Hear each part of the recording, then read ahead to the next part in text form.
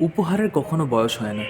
উপহার পেয়ে আনন্দে আত্মহারা বা উৎফুল্লিত হয় না এরকম মানুষের সংখ্যা বড়ই কম, নেই বললেই চলে।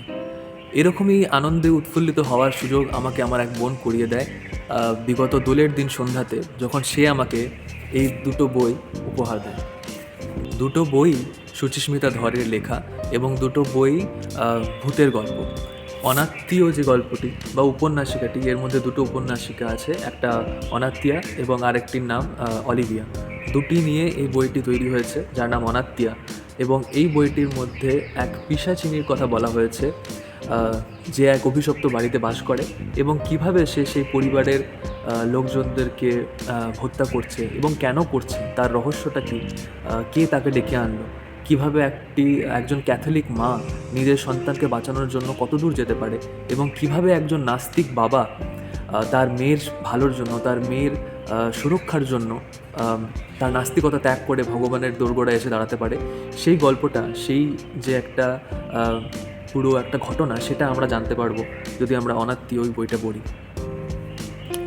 আরেকটা যে বই আছে যেটার নাম সস্তায়ন, এই সস্তায়ন বইটির প্রথম দুটি উপন্যাসিকা একেবারেই আলাদা। ওটাও ভূতের ওপর নির্ভর করে, পিশাচিনীর ওপর নির্ভর করেই, কিন্তু দুটি উপন্যাসিকা একেবারেই আলাদা।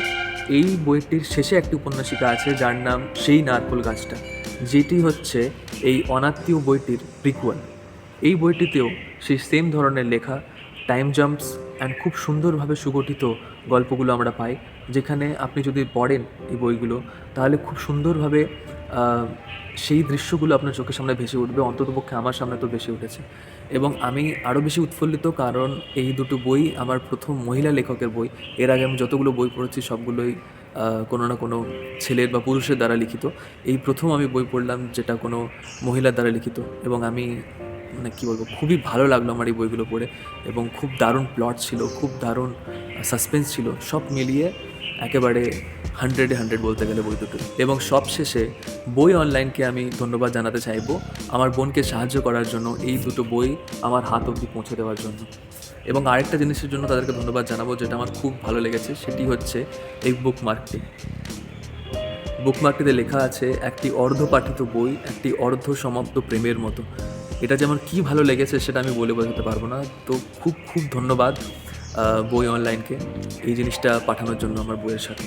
থ্যাঙ্কস বুনু, অ্যান্ড থ্যাঙ্কস টু ধ্রুব, যে তুই বুনুর সাথে মিলে এই দুষ্প্রাপ্য এবং আউট অফ স্টক বইটি আমার হাতে তুলে দিয়েছিস। এই উপহার পেয়ে আমি খুবই আপ্লুত। আর এই জন্যেই বলেছিলাম যে